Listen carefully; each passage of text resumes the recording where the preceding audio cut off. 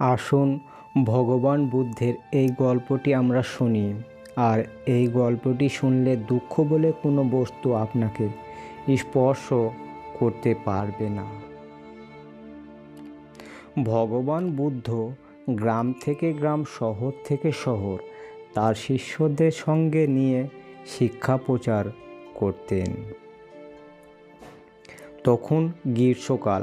শিষ্যদের নিয়ে হাঁটতে হাঁটতে মধ্য দুপুরে একটা সবুজ অরণ্যে এসে পৌঁছলেন। অরণ্যের প্রকৃতি ছিল ভীষণ মনোরম। দুই দিকে বড় বড় নাম না জানা বৃক্ষ, তার মাঝখান দিয়ে সরু পথ। আর এই জঙ্গল পার করে তাদের গন্তব্যস্থল। কিন্তু যেহেতু অসম্ভব গরম, তাই হাঁটতে হাঁটতে গৌতম বুদ্ধের শিষ্যরা ভীষণ ক্লান্ত হয়ে পড়েছিলেন। তাই একজন শিষ্য ভগবান বুদ্ধকে বললেন, প্রভু, আমরা এই অরণ্যে কিছুটা বিশ্রাম করে নিই, তারপর আবার হাঁটতে শুরু করব। গৌতম বুদ্ধ বললেন, তাহলে এই অরণ্যে একটু বিশ্রাম করো, তার সাথে দুপুরের ভোজন সেরে নাও। শিষ্যরা সেই বড় বড় বৃক্ষের নিচে বসে তাদের ভোজন সারতে লাগলেন আর অরণ্যর সৌন্দর্য উপভোগ করতে থাকলেন। ভোজন শেষ করে একজন শিষ্য বুদ্ধকে বললেন, প্রভু, আমার মনে একটা প্রশ্ন আছে, আমি কি আপনাকে জিজ্ঞাসা করতে পারি?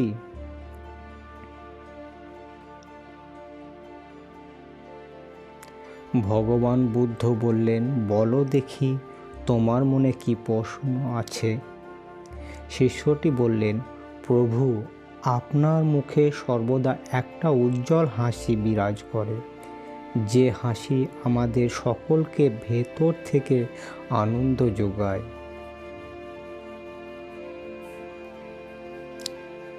আপনার মুখের উজ্জ্বল আভা আমাদের শান্তি প্রদান করে। গুরুদেব, আপনার শিষ্যত্ব গ্রহণ করার আগে আমার জীবনটা দুঃখময় ছিল, তাই আমি আপনার শিষ্যত্ব গ্রহণ করেছি।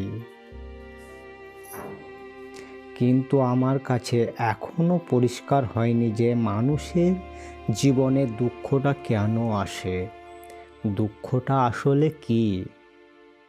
ভগবান বুদ্ধ শিষ্যের প্রশ্ন শুনে একটু হাসলেন, তারপর বললেন, দুঃখ আসলে তোমার মনে উৎপন্ন হওয়া কেবলমাত্র একটা চিন্তা। গৌতম বুদ্ধের কথা সকল শিষ্যরাই শুনছিলেন। তারা একসঙ্গে বলে উঠলেন, দুঃখ শুধুমাত্র একটা চিন্তা, সেটা কিভাবে সম্ভব?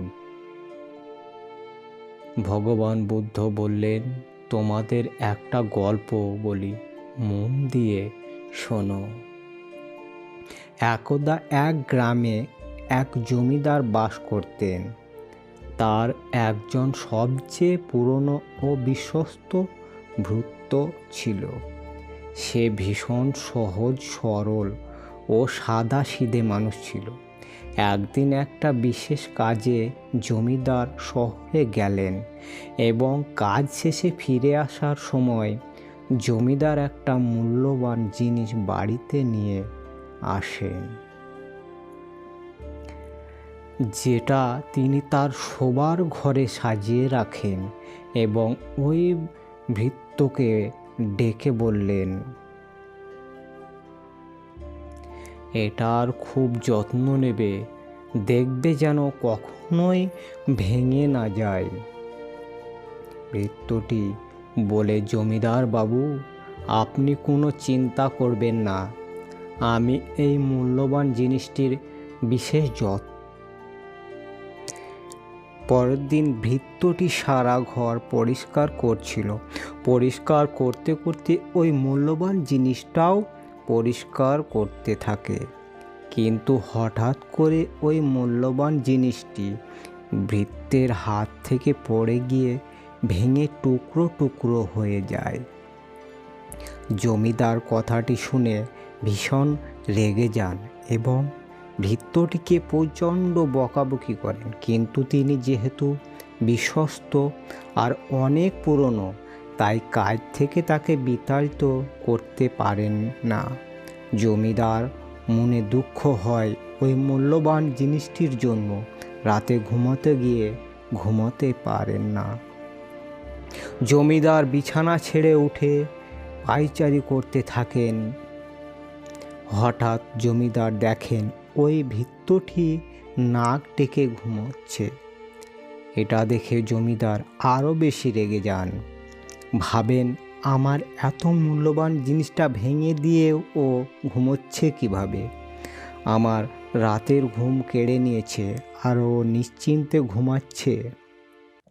কিন্তু জমিদার তাও চুপ করে থাকেন, কারণ তিনি সব থেকে পুরনো ও বিশ্বস্ত ভৃত্য।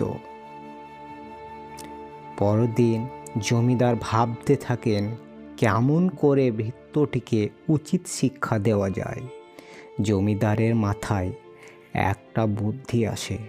জমিদার ভৃত্যকে ডেকে বলেন, তুমি কালকে যে মূল্যবান জিনিসটা ভেঙে ফেলেছ, আমি সেটা তোমাকে উপহার দেব বলেই শহর থেকে কিনেছিলাম, কিন্তু এখন আর কি করা যাবে? তুমি তো নিজের হাতেই ভেঙে। ভৃত্যটি বিস্মিত হয়ে ভাবতে থাকে, এ মা, আমি কি মারাত্মক ভুল কাজটি করে ফেলেছি? এত মূল্যবান জিনিস আমাকে দেবে বলে এনেছিলেন, আর আমি নিজে হাতেই ভেঙে ফেললাম।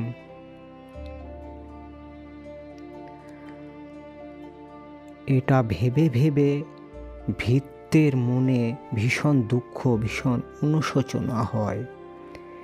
দুঃখে কাতর হয়ে পড়ে ভৃত্য। সেই রাতে একটুও ঘুমোতে পারে না ভৃত্যটি। সারাক্ষণ ওই জিনিসটির কথাই ভেবে চলেছে, আর শুধু অনুশোচনা হচ্ছে। যে অনুশোচনা থেকে দুঃখের উৎপত্তি হচ্ছে, দুঃখে তার মন ভারাক্রান্ত হয়ে থাকছে।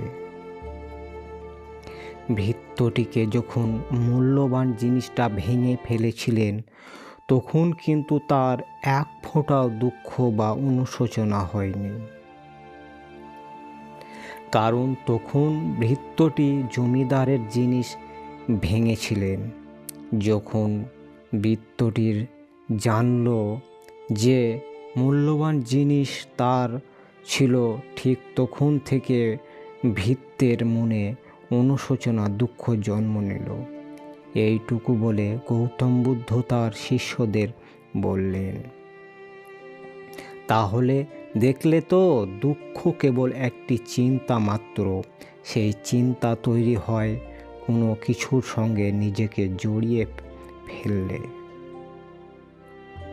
যে জিনিসকে আমরা নিজের মনে টান দিই, নিজের মনে ধরে রাখতে চাই, সেই জিনিসই আমাদের দুঃখ দেয়।